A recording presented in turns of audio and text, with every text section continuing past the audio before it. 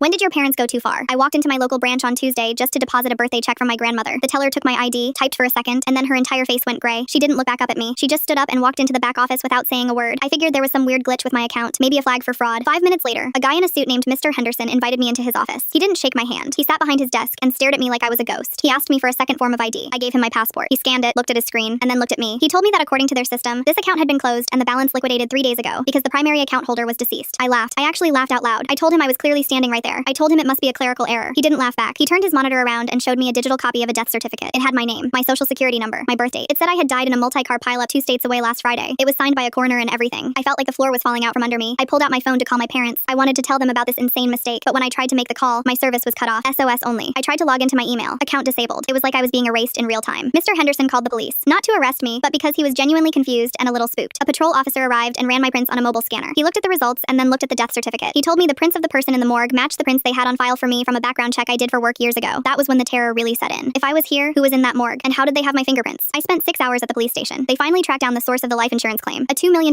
policy had been cashed out on Monday. The beneficiary wasn't my parents. It was a holding company based in the Caymans. The detective, a woman named Miller, started digging into my childhood records. She asked me if I remembered anything weird from when I was a kid. I told her no. I had a normal life. I was an only child. My parents were quiet, successful people who traveled a lot for their medical consulting business. Miller came back into the room around midnight. She looked sick. She told me they had just raided my parents' house. My parents weren't there. They had cleared out the safe and left the country on a private flight Saturday morning. But the police found something in the crawl space behind the water heater. It was a small hidden room. It had a cot, a bucket, and thousands of pages of handwriting on the walls. It turns out I wasn't an only child. I had a twin sister named Elena. My parents never registered her birth. They never gave her a social. They kept her in that crawl space for 24 years. They raised me as the public face of the family. They gave me the education, the clothes, and the life. They raised her as a backup, a literal insurance policy. They spent 2 decades teaching her how to mimic my handwriting and my voice. They even performed amateur surgeries on her to match my scars and moles. Last Friday, they decided it was time to collect. They took Elena out of the house, staged a horrific accident that would make the body hard to identify, and used my identity to claim the money. They left me behind because killing me would have been too messy. They figured by the time I realized I was legally dead, they would be long gone with the cash. The fluorescent lights in the precinct interrogation room were buzzing. It was a low, irritating hum that felt like it was drilling into my skull. Detective Miller sat across from me, her coffee gone cold, staring at a manila folder like it contained a bomb. I just sat there, looking at my hands. My hands, which according to the state of Ohio, were currently cold and gray in a refrigerated drawer 300 miles away. You really didn't know? Miller asked. Her voice was softer now. She wasn't treating me like a suspect anymore. She was treating me like a victim of a plane crash. Know what? I asked. My voice sounded thin, like it was coming from someone else. That I had a sister? No, my mother had a difficult birth, or so she told me. She said she couldn't have any more kids after me. She used to tell me I was her miracle child. Every birthday, every Christmas, it was always about how special I was because I was the only one. I thought about the house. We lived in a beautiful colonial in a quiet suburb of Indianapolis. It always smelled like lemon wax and expensive cooking. My father was a medical consultant, and my mother handled his logistics. They were always busy, always working from home in the basement or the large addition they'd built when I was 5. I was never allowed in the basement. They told me it was full of sensitive medical equipment and chemicals for Dad's work. They said it wasn't safe for a child. I believed them. Why wouldn't I? We found the journals, Miller said, sliding a photo across the table. It was a picture of the crawl space walls. The handwriting was cramped, tiny, and identical to mine. She wasn't just living there. She was studying you. She had a schedule. 8 a.m. to 10 a.m. Listen to recordings of sister's voice. 10 a.m. to 12 p.m. Mimic sister's penmanship. There were hundreds of hours of recordings of you, Chloe. Your dinner conversations, your phone calls with friends, you singing in the shower. They had microphones hidden all over the house. I felt a wave of nausea hit me. I leaned over and vomited into the trash can next to the desk. Miller didn't flinch. She just handed me a paper towel. The realization was a slow poison. Every time I had laughed in my bedroom, every time I had cried over a breakup, every time I had argued with my parents about my curfew, she was listening. Elena was downstairs, in the dark, learning how to be me, so that one day, she could die for me. The police took me back to the house the next morning. It was a crime scene now, draped in yellow tape. The neighbors were standing on their lawns, whispering and pointing. I walked through the front door, and for the first time, the house felt like a hollow shell. It wasn't a home, it was a laboratory. Miller led me to the basement. The sensitive medical equipment was just a bunch of empty crates and a heavy-duty shredder. Behind the water heater, there was a panel that looked like part of the wall. It opened with a hidden latch. The smell hit me first. It wasn't the smell of death, not yet. It was the smell of stagnation, old sweat, bleach, and something metallic. The room was no bigger than a walk-in closet. There was a thin cot with a gray blanket, a stack of my old school textbooks from a decade ago, and the walls, God, the walls. Every square inch was covered in writing. It wasn't just my name or my signature. It was lists of my likes and dislikes. Chloe likes green apples, not red. Chloe bites her lip when she's nervous. Chloe's favorite song is Landslide. There was a mirror in the corner. Next to it was a kit. Scalpels, sutures, and medical-grade skin glue. My heart hammered against my ribs. I have a small heart-shaped mole on my left shoulder. I checked the mirror. I have a jagged scar on my knee from a bike accident when I was 10. They did it while she was awake, Miller whispered, standing in the doorway. We found the local anesthetics. They didn't want to risk a hospital. They carved you into her. I couldn't look anymore. I ran out of the basement, out of the house, and collapsed on the lawn. I wasn't crying because I was sad. I was crying because I didn't exist. My life was a blueprint for a murder-suicide that had been 24 years in the making. The investigation moved fast, but my parents moved faster. They had been planning this exit strategy for years. The medical consulting business was a front for a sophisticated money laundering scheme, but the insurance fraud was the grand finale. The $2 million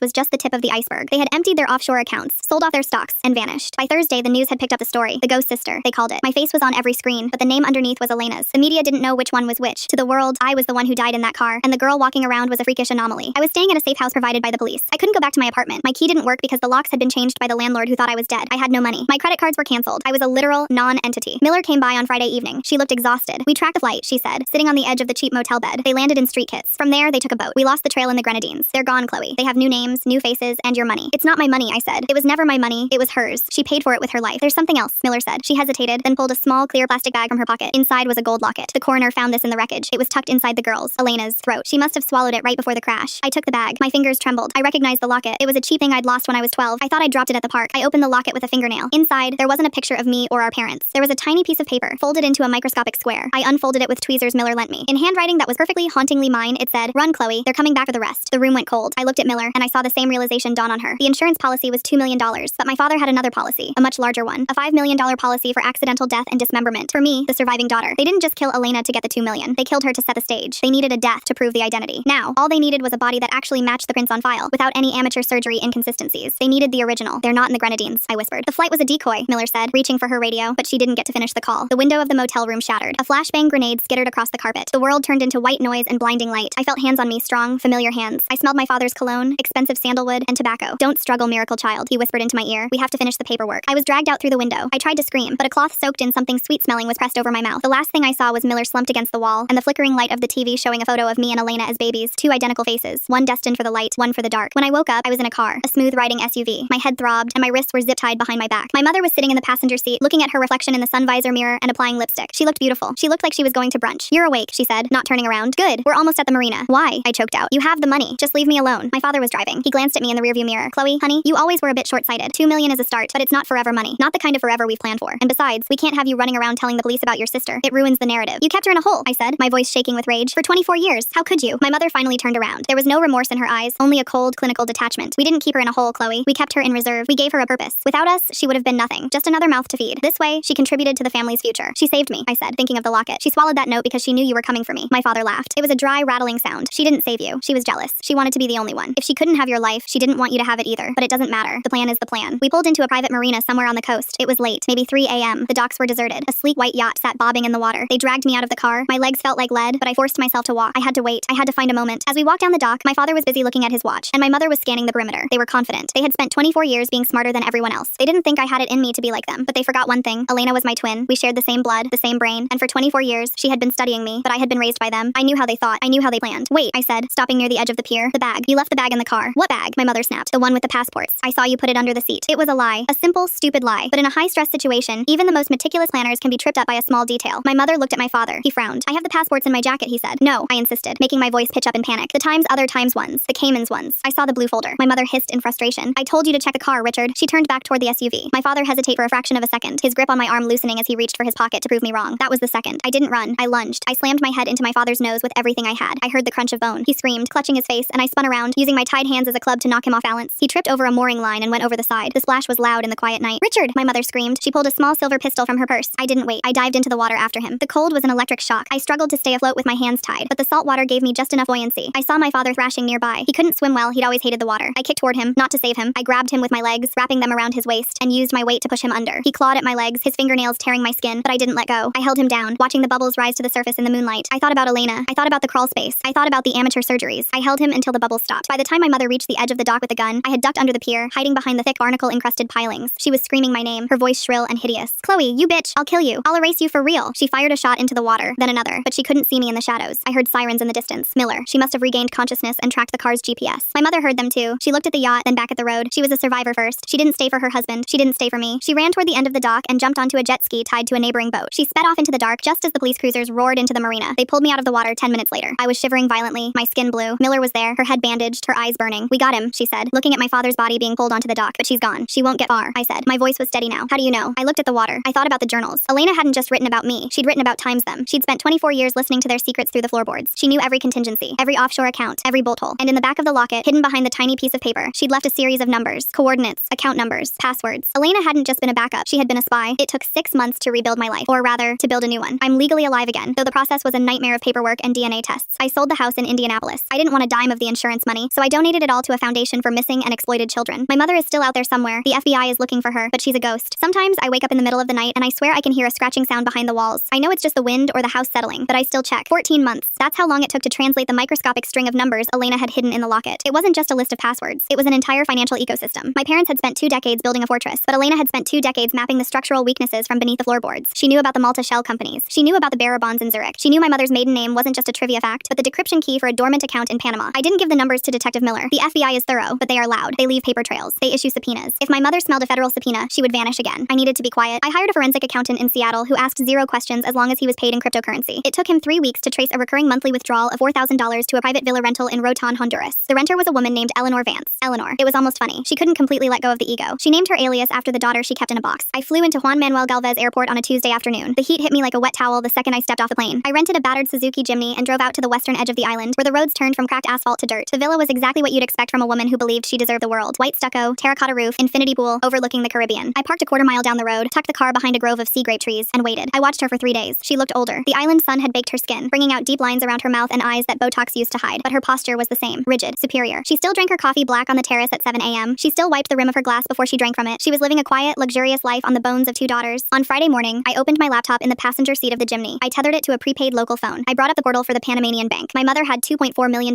sitting in that account. It was her safety net, her retirement fund. I typed in the credentials Elena had provided, a 6-digit alphanumeric code followed by a secondary passphrase, miracle. The screen flashed green. Access granted. My finger hovered over the trackpad. I didn't feel a rush of adrenaline. I just felt a cold, heavy certainty. I initiated a wire transfer. I didn't take the money for myself. I sent every single penny to the same children's foundation I had donated the life insurance payout to. It would be tied up in legitimate charity trusts by noon, untouchable. I watched the balance drop from $2,410,500 to $0. Then, I got out of the car and walked up the dirt road to the villa. The gate was unlocked. Arrogance. She didn't think anyone could find her here. I walked around the back, stepping quietly on the terracotta tiles. The sliding glass door leading to the living room was open, letting in the ocean breeze. She was standing in the kitchen, her back to me, slicing a lime on a marble cutting board. "You're out of money," I said. She froze. The knife stopped halfway through the fruit. She didn't drop it. She didn't scream. For a long, agonizing 10 seconds, she just stood there, letting the sound of my voice process in her brain. Then, she slowly turned around. Her face was a mask of pure shock, quickly replaced by something else. Calculation. She was already trying to find the angle. She looked at me, then looked past me, checking if I had brought the police. "Chloe," she said. Her voice was steady, but her knuckles were white around the knife handle. "You found me." "Elena found you," I corrected. "I just followed her map." She set the knife down on the counter. She wiped her hands on a linen towel. "I suppose I shouldn't be surprised. You always were clever. But coming here alone? That was stupid, sweetheart. Nobody knows you're here. You're out of your jurisdiction." "I didn't come here to arrest you," I said, "and I didn't come here to kill you. That would be too quick." She let out a short, patronizing laugh. "Then what? You're going to extort me? You want your cut? Fine. I can wire you $500,000 by tomorrow. You can go back to America and pretend none of this happened. Try to log in," I said. Her smile faltered. "What? Check your phone. Check your account in Panama. The one under Vance. Do it." She stared at me for a moment, then snatched her phone off the kitchen island. She tapped the screen frantically. I watched her eyes dart back and forth. I watched the blood drain from her face until she looked as gray as the teller at the bank back in Ohio. "What did you do?" she hissed, her voice cracking. "It's gone," I said. "All of it. You have the cash in your wallet and that's it. You can't pay the rent on this villa. You can't bribe the local port authority. You can't buy a ticket out of here." "You little bitch," she screamed. She lunged for the knife on the counter. I was faster. I had spent the last year taking Krav Maga classes 4 days a week. I didn't learn it for sport. I learned it for this exact moment. I grabbed her wrist, twisted it sharply, and drove my knee into her stomach. She gasped, dropping the knife, and collapsed onto the tile floor. She curled into a ball, coughing and wheezing. I stood over her. I didn't feel triumphant. I just felt tired. "You're a ghost now, Mom," I said, looking down at her. "Just like you made me. Just like you made Elena. You have no identity, no money, and nowhere to run." I heard the sound of sirens in the distance. Not American sirens. The high-pitched, warbling wail of the Honduran National Police. "I made a call on the way up," I told her, stepping back toward the open glass door. "I told them an undocumented foreigner was trespassing in this villa. They're very strict about that down here, especially when you don't have the cash to pay the fine." She looked up at me, her face contorted in pain and rage. "They'll deport me. The FBI is waiting for me. If you're lucky, they deport you," I said. "If you're not, they put you in a cell in Tegucigalpa while they figure out who you are. And without your money, no one is going to rush the paperwork." The sirens were getting louder. Tires crunched on the gravel outside the front gate. "Chloe, please," she begged. It was the first time in my life I had ever heard my mother bleed. It sounded unnatural, like a machine trying to mimic human emotion. "You're my daughter." "No," I said, stepping out into the sunlight. "I'm your insurance policy, and I just expired." I walked back down to the beach, keeping to the tree line as the police cruisers swarmed the property. I didn't look back. I got into the rented Jimny, turned the key, and drove toward the airport. It rained for 3 straight weeks my first November in Seattle. I had a small apartment above a bakery in Capitol Hill. It always smelled like wet asphalt and yeast. I worked logistics for a mid-level freight company under my real name. I didn't hide. Hiding is what guilty people do. I walked up the stairs on a Tuesday evening, carrying a bag of groceries. I put my key in the lock. It didn't turn. The door was already unlatched. I didn't drop the groceries. I didn't gasp. I reached into my coat pocket, wrapped my fingers around the heavy steel frame of the folding knife I carried everywhere now, and pushed the door open with my shoulder. There was a man sitting in the armchair by the window. He didn't look like a killer. He looked like an adjunct professor. Tweed jacket, wire-rimmed glasses, thinning gray hair, but there was a suppressed pistol resting on the coffee table next to my mail, placed there with the casual precision of someone who used it for a living. "You have excellent taste in coffee," he said. He had a slight accent. "Dutch, maybe, or Belgian. I made a pot. I hope you don't mind." I closed the door behind me. I didn't take my hand out of my pocket. "Who are you?" "My name is Elias," he said. He didn't stand up. "I represent the people your parents used to work for. The medical consulting clients. The money laundering." "My parents are gone," I said. "My father is dead. My mother is in federal custody." "I know," Elias said, taking a sip from one of my mugs. "We know everything about your family's recent restructuring. We also know about the $2.4 million you wired from an account in Panama to a children's charity." My stomach tightened. "It was a very noble gesture, Chloe," Elias continued, his voice perfectly level. "The problem is, that wasn't your mother's money. It was our money. And it was only a fraction of what your parents stole from us before they tried to disappear. They owe us $12 million.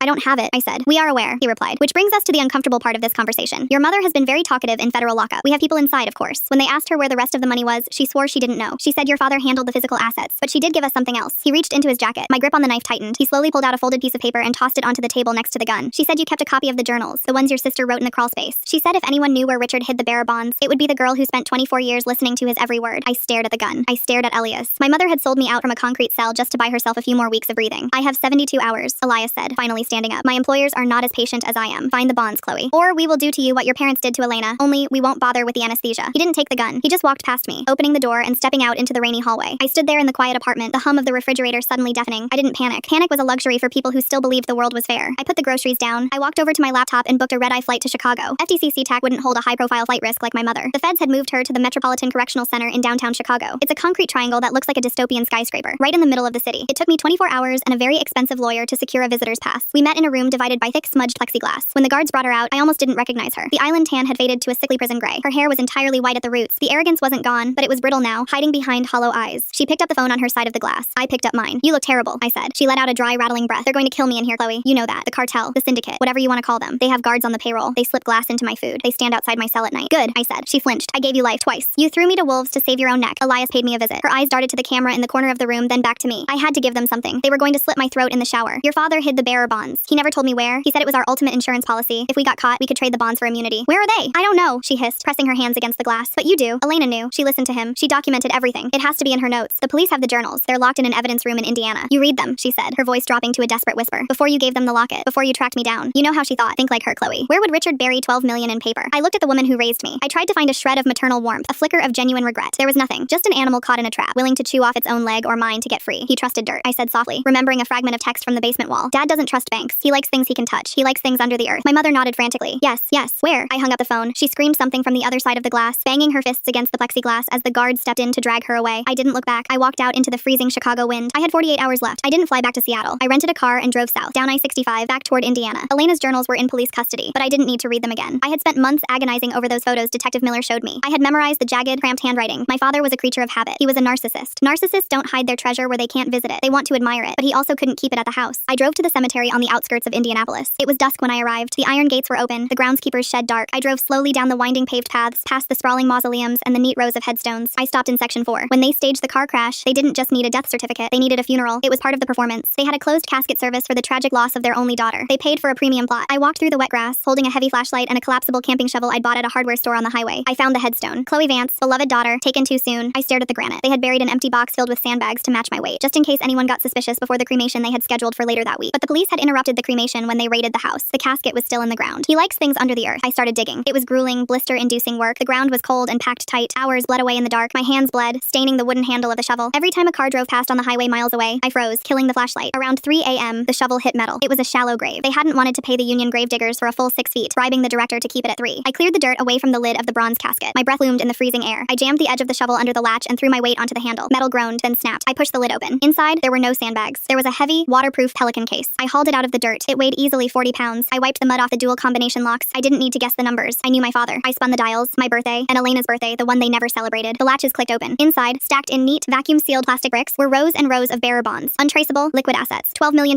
in paper. I stared at the money. It was the price of my sister's life. It was the price of my parents' souls. I closed the case, locked it, and dragged it back to the rental car. I filled the hole back in, smoothing the dirt and replacing the sod as best I could. By the time the sun came up, I was washing the mud off my hands in a gas station bathroom 3 counties over. I had the money. I could call Elias. I could make the trade and buy my life back. But I sat in the driver's seat, looking at the black case in the rearview mirror. If I gave them the money, Elias's employers would know I was resourceful. They would know I could operate under pressure. They wouldn't let me go back to my quiet life in Seattle. People like that don't discard useful assets. They own them. I pulled out my phone and called Marcus, the forensic accountant in Seattle. Wake up, I told him. It was 4 a.m. on the West Coast. Chloe? He sounded groggy. What's wrong? The flash drive I gave you. The one with the decrypted ledger from the Panama account. Did you keep a backup? You told me to burn it. Did you keep a backup, Marcus? Silence on the line, then a sigh. Yes, I have a fail-safe server. I didn't look at it, I swear. I need you to access it right now. Look at the routing numbers. My parents weren't just laundering money. They were keeping records. Blackmail. Account details of every politician, cartel boss, and corporate executive Elias's syndicate works with. I heard the clacking of a keyboard. A minute passed. Jesus Christ, Marcus whispered. Chloe, this isn't just a ledger. This is the whole architecture. If the feds got this, they could RICO the entire organization. Compile it, I said. Put a dead man switch on it. Tie it to my biometric login. If I don't check in every 24 hours, that file goes to the Washington Post, the FBI, and Interpol. Chloe, what are you doing? I'm balancing the rest of the ledger. I drove to a FedEx print and ship center in a strip mall outside Indianapolis. I bought a heavy-duty cardboard box. I took out 1 brick of the bearer bonds, about $100,000 worth. I put the rest of the Pelican case inside the box, taped it shut, and shipped it via overnight freight to the Children's Foundation I had donated to previously. Anonymous donor. Then I drove back to the airport and waited. Elias called me at exactly the 72-hour mark. I was sitting in a diner near O'Hare. Are we meeting? He asked. The polite veneer was gone. His voice was cold iron. I have something better than your money, Elias, I said, stirring my black coffee. I have your architecture. I explained explained the dead man's switch. I read him 3 account numbers and the name of a federal judge in Miami that his employers had on their payroll. I heard the silence on his end of the line grow heavy. You stole the money, he finally said. I gave it away. All 12 million. It's gone. They will kill you just for the insult, Chloe. They can try, I said. But if I die, if I go missing, if my heart stops for more than a day, your entire empire burns to the ground. Every account frozen. Every boss indicted. You don't get the money back, Elias, but you get to keep your freedom. That's the trade. He breathed out slowly. You are exactly like your parents. No, I said, looking out the diner window at the gray Chicago sky. My parents hid in the dark. I'm operating in the light. I hung up the phone. I took the SIM card out, snapped it in half, and dropped it into my cold coffee. I paid my tab with a $20 bill from the single brick of bonds I'd kept. I walked out to the rental car. The air was freezing, but for the first time in a year, my chest didn't feel tight. The timer dictated my pulse. For 2 years, my life was measured in 24-hour increments. Every morning at exactly 9 a.m., I opened a sterile black laptop connected to a proxy server and pressed my right thumb to a USB biometric scanner. A green light would blink twice. The dead man's switch would reset. I bought myself another day of breathing. I was living in Bisbee, Arizona. It's a town carved into the side of a copper-veined mountain, sitting a few miles north of the Mexican border. It smells like oxidized metal, dry scrub, and old dust. I went by the name Sarah. I worked the weigh station at a scrap metal yard, trading cash for stripped copper wire and crushed sedans. It was loud, filthy work, and it paid under the table. It was perfect. It was a Tuesday in August. The thermometer inside the corrugated steel weigh station booth already read 98 degrees. It was 8:42 a.m. I wiped the grease off my hands with a shop rag, pulled the black laptop from my backpack, and booted it up. The fan whirred, struggling against the grit in the air. The login screen appeared. I plugged in the thumb scanner. I heard the crunch of gravel before I saw the car. It wasn't a local truck loaded with scrap. It was a black, late-model Suburban. It rolled to a stop right in front of the weigh scale, blocking the exit. The dust settled around the tires. The driver's side door opened. He didn't wear a tweed jacket this time. He wore a lightweight linen suit, but the wire-rimmed glasses and the thinning gray hair were exactly the same. Elias stepped out into the blinding Arizona sun. He looked around the salvage yard with mild distaste, sidestepping a puddle of transmission fluid. My chest tightened until my ribs ached. I didn't reach for the laptop. I reached under the plywood desk and wrapped my fingers around the handle of a modified flare gun. I kept loaded with a 12-gauge shotgun shell. Elias walked up to the open window of the booth. He didn't draw a weapon. He just rested his hands on the aluminum sill. You're a very difficult woman to find, Chloe, he said. The slight European accent sounded absurd over the hum of the yard's industrial generators. 2 years. You've caused my employers a great deal of anxiety. How did you find me? My voice was flat. I kept my right hand below the desk. You built a brilliant failsafe, Elias said, adjusting his glasses. The encrypted ledger, the biometric lock, the automated release to the press and the federal government. Very clever. We couldn't break the encryption, but we didn't need to. We just needed to buy the people who managed the physical server farms where your data was routing. It took 24 months to trace the daily ping back to this specific cell tower. I glanced at the clock on the wall. 8:46 a.m. If you shoot me, the switch triggers, I said. The syndicate burns. We are well aware, Elias said. He smiled, but it didn't reach his eyes. That's why I'm not here to kill you. We found a solution to our stalemate, Chloe. A compromise. A cold sweat broke out across my neck, chilling me despite the suffocating heat of the booth. What compromise? I asked. My employers realized that killing you is suicide, Elias explained, his voice taking on the soothing, instructional tone of a professor. But letting you walk around with a loaded gun pointed at our heads is unacceptable. So, we built a facility. It's just across the border, in Sonora. Very private, very quiet. He leaned in slightly. I could smell his peppermint breath over the scent of hot diesel. It's a comfortable room, he said. It has air conditioning, a bed, books. We will provide you with meals. And every morning, a guard will hand you a laptop. You will press your thumb to the scanner. Then the laptop will be taken away. You will live a long, healthy life, Chloe. But you will never leave that room. The world tilted. The air in the booth suddenly felt so thin I couldn't pull it into my lungs. I saw the crawl space behind the water heater. I smelled the bleach. I saw the thousands of pages of cramped handwriting on the concrete walls. Chloe likes green apples. Chloe bites her lip. They didn't want to kill me. They wanted to make me Elena. They wanted to put me in a box and use my heartbeat as an insurance policy for the rest of my natural life. No, I whispered. It's not a negotiation, Elias said gently. 2 more men stepped out of the back of the Suburban. They were built like brick walls, wearing tactical vests over black t-shirts. They fanned out, flanking the booth. You can come quietly, or we can use a sedative. The sedative might make you groggy, but we will make sure you are awake enough to press your thumb to the glass today. After that, you'll have years to sleep. I looked at the clock. 8:49 a.m. 11 minutes until the switch triggered. 11 minutes until the ledger released and destroyed the syndicate. If I triggered it, I was dead. Every hitman on the payroll would be given my picture. I would spend the rest of my life looking over my shoulder until someone finally put a bullet in the back of my head. But if I didn't trigger it, I was going in the box. The scanner is on the desk, I said, my voice shaking just enough to sound thoroughly defeated. Let me log in. Let me reset the timer for today. Then I'll go with you. Elias looked at me. He looked at the black laptop sitting on the desk. The green light on the thumb scanner was unlit, waiting. Very well, Elias said. Log in, slowly. I brought my left hand up and placed it flat on the desk. With my right hand, still hidden under the plywood, I gripped the flare gun. My thumb is sweaty, I said, wiping my left hand on my jeans. It won't read if it's dirty. Hurry up, Chloe. I didn't reach for the scanner. I kicked the heavy steel door of the booth outward with all my strength. It slammed into Elias, catching him in the shoulder and throwing him backward into the dirt. Before the 2 enforcers could draw their weapons, I whipped my right hand up from under the desk and fired the modified flare gun through the open window. The 12-gauge shell didn't hit either of them. It wasn't meant to. It hit the rusted, 50-gallon drum of waste gasoline sitting 10 feet behind the Suburban. The explosion was deafening. A wall of orange flame erupted, instantly engulfing the back half of the SUV. The shockwave shattered the safety glass of the booth, raining sharp little cubes over my head and shoulders. The 2 enforcers threw their arms up, blinded and burning, stumbling away from the blast. Elias was on the ground, clutching his bleeding shoulder, staring in horror at the inferno. I grabbed the black laptop. I didn't grab the scanner. I bolted out the back door of the booth, sprinting into the maze of crushed cars. Get her! Elias screamed over the roar of the fire. I ran. My boots slammed against the dirt, dodging jagged pieces of rusted bumpers and shattered windshields. The salvage yard was a 3-acre labyrinth of stacked steel. I knew every blind corner. I knew every dead end. I scrambled up the side of a crushed Ford pickup, cutting my forearm on a piece of jagged trim. I dropped down the other side into a narrow alley between 2 walls of compacted sedans. I heard footsteps crunching on the gravel behind me. Heavy, hurried footsteps. They were spreading out. I looked at my watch. 8:54 a.m. 6 minutes. I crouched behind the rusted chassis of an old Buick. My heart was hammering a frantic rhythm against my ribs. Blood dripped from my forearm, staining the dry dirt. I held the laptop tight against my chest. If I wanted to live, I had to plug the scanner in. I had to press my thumb to the glass. I had to keep the switch from triggering. And then I had to slip out the back fence and disappear again. I had to keep running. But the image of of the Sonora basement flashed in my mind. The cinder block walls, the locked door, the quiet. I thought about my parents. They had built their entire empire on contingencies, on backups, on fear. They had lived their whole lives terrified of the ledger catching up to them. They created a ghost in a crawl space just to keep themselves safe. And for the last 2 years, I had done the exact same thing. The laptop was my crawl space. The timer was my cage. I looked at the black plastic casing of the computer. 8:57 a.m. Footsteps approached the alley. I saw the shadow of one of the enforcers stretching across the dirt, holding a suppressed pistol. He stepped around the corner of the crushed Ford. He saw me crouching there. He raised the gun. I didn't raise my hands. I didn't beg. I stood up, holding the laptop by the edge of the screen. I swung it like an axe, smashing it down onto the sharp, rusted engine block of the Buick. The screen cracked with a loud snap. Plastic shattered. The motherboard bent and sparked, hissing as it died. I brought it down again and again, until it was just a mangled piece of plastic and wire. The enforcer stopped. He stared at the destroyed machine. What did you do? He breathed. I broke the cage, I said. A moment later, Elias rounded the corner, clutching his arm. He saw the shattered laptop on the ground. He looked at his gold wristwatch. 8:59 a.m. He didn't order the man to shoot. He didn't say a word. The color drained from his face, leaving him looking like a corpse in a linen suit. The realization hit him with physical force. The server couldn't be pinged. The reset code couldn't be sent. 9 a.m. Somewhere in a secure server farm, a timer hit 0. Terabytes of encrypted data unlocked. Emails began to auto-send to the New York Times, the Washington Post, the FBI Cyber Division, and Interpol. Bank routing numbers, bribed judges, hitman payrolls. The entire architecture of the syndicate laid bare for the world to see. Elias lowered his hand from his bleeding shoulder. He looked at me, not with anger, but with profound, hollow terror. You killed us all, he whispered. I know, I said. Run. He didn't hesitate. Elias turned and sprinted back toward the burning Suburban. The enforcer followed him. They didn't care about me anymore. I was irrelevant. They had hours, maybe minutes, before their bank accounts were frozen and the feds started kicking down doors. Their empire was ash. I stood alone in the alley of crushed cars. The desert wind blew through the salvage yard, carrying the smell of gasoline smoke and hot metal. I walked 3 miles down the shoulder of Highway 80 before a guy in a flatbed Ford pulled over. He was hauling alfalfa. He didn't ask why I was covered in dust and dried blood. He just asked if I minded the radio. I told him no. I got out at a truck stop outside Tucson. I went into the diner, sat in a back booth, and ordered a plate of eggs and a black coffee. I paid with a crumpled 20 from the roll in my pocket. Above the counter, a TV was playing CNN on mute. For the first 40 minutes, it was just morning talk shows and weather. Then, the screen cut to a breaking news banner. Red block letters. Even without the volume, I could understand the chaos. The anchor looked frantic. The footage cut to a massive estate in Miami. FBI tactical vans were ramming through a wrought iron gate. The chyron read, "Massive data leak exposes global crime syndicate." I took a bite of my eggs. They tasted like ash and cheap butter, but I chewed slowly, swallowing every bite. The screen flashed a montage of faces. Politicians, a federal judge, 2 CEOs of major logistics firms. And then, a face I recognized from Elias's files. The man at the top. He was being led out of a high-rise in Manhattan in handcuffs, his expensive suit wrinkled, his face shielded by a briefcase. The architecture was burning. Every single pillar was coming down. The failsafe hadn't just alerted the authorities. It had alerted the cartels, the rivals, the predators who feed on weakness. Elias and his employers weren't going to survive the week, let alone have the resources to hunt down a ghost in the desert. I finished my coffee, left a $5 tip, and walked to a motel down the road. I paid for 3 nights in cash. I went into the room, locked the door, and stood under the shower until the water ran ice cold, watching the Arizona dirt and my own dried blood spiral down the drain. Then I slept. I didn't set an alarm. I didn't wake up in a panic. I slept for 18 hours straight. When I woke up, the world was a different place, and so was I. I spent the next 6 months moving north. I didn't stay in cities. I stuck to the arterial roads, the small towns that smelled like pine needles and wood smoke instead of exhaust. I worked for a roofer in Colorado for a month. I picked apples in Washington State. I paid in cash. I didn't leave a footprint. The paranoia didn't vanish overnight. You don't unlearn 20 years of looking over your shoulder just because the people chasing you are dead or in jail. Sometimes a car would idle too long outside a diner, or a man in a suit would walk into a hardware store, and my hand would drop to my pocket, feeling for the heavy steel of the folding knife. But slowly, the gaps between the panic attacks widened, from days to weeks to months. I ended up in a town called Astoria, right on the edge of the Oregon coast. The ocean there isn't tropical. It's gray, violent, and freezing. The air always tastes like salt and crushed seashells. It was the absolute antithesis of the house in Indianapolis. I rented a small, drafty cabin at the end of a gravel road. I got a job at a boatyard, sanding fiberglass and repainting hulls. It was physical, quiet work. The people there didn't ask about your past. If you showed up on time and didn't complain about the rain, you were accepted. On a Tuesday in November, almost exactly 3 years since the day I walked into that bank to deposit my grandmother's check, I walked into the local library. I sat down at a public computer. The keyboard was sticky. I opened a browser and typed in a search query I hadn't let myself look up in years. Eleanor Vance trial. The search results populated instantly. The trial had been a circus, but a brief one. The syndicate leak had destroyed any leverage she had. Her high-priced lawyers had abandoned her when their retainers bounced. She had been forced to use a public defender. I clicked on an article from the Chicago Tribune dated 6 months ago. Syndicate money launderer Eleanor Vance sentenced to life in Supermax. There was a photo. It was a courtroom sketch, but the artist had captured her perfectly. The rigid posture, the sharp angle of her chin, but the arrogance was hollowed out. She was 72 years old, and she was going to die in a concrete box in Colorado, 23 hours a day in solitary confinement. She had built a crawl space for my sister. The universe had built one for her. I closed the browser. I deleted the search history. I stood up and walked out of the library into the freezing Oregon drizzle. I didn't feel a rush of vindictive joy. I didn't feel anything at all for her. She wasn't my mother. She was just a woman who had stolen 2 lives and lost her own. I walked down to the docks. The fishing boats were coming in, seagulls screaming overhead, the smell of diesel mixing with the freezing rain. I went into the small, brightly lit office of a local attorney I had found in the phone book. His name was Miller, a coincidence that made me smile the first time I saw it. He was a plump, tired-looking man with coffee stains on his tie. "Sarah," he said, looking up from a stack of paperwork. "You got the forms filled out?" "I did," I said, handing him a manila envelope. He opened it, adjusting his glasses. He looked over the petition for a legal name change. The paperwork was ironclad. I had spent the last 2 years establishing Sarah as a real, documented person with taxes and a history, just so I could do this one final thing legally. "Are you sure about this?" he asked, looking at the requested name on the second page. "It's a bit of a process, filing it with the state, getting the new social security card issued. You'll have to update your driver's license, your bank accounts." "I don't mind the paperwork," I said. He stamped the bottom of the form. "All right then. The judge reviews these on Thursdays. It's mostly a formality. Congratulations on the new start." I thanked him and walked back out to the docks. I leaned against the wooden railing, looking out at the churning gray water of the Pacific. I pulled my coat tighter around my shoulders. My parents had erased Elena. They had made her a ghost, a mirror, car, a spare part. They didn't give her a name, a birth certificate, or a life. They took everything from her so they could keep everything for themselves, but they failed. The paperwork would clear next week. The state of Oregon would print a new ID, a new birth record, a new life. I reached up and touched the jagged scar on my knee through my jeans. The one I got falling off a bike when I was 10. The one my parents carved into my sister's flesh with a scalpel and local anesthetic. We shared the same face. We shared the same blood. We shared the same scars. But starting next Thursday, I wouldn't be Chloe Vance anymore. Chloe Vance died in a car crash in Ohio. Chloe Vance was a miracle child who never really existed. I watched a freighter on the horizon, cutting through the fog, moving steadily toward the open sea. My name is Elena, and I survived.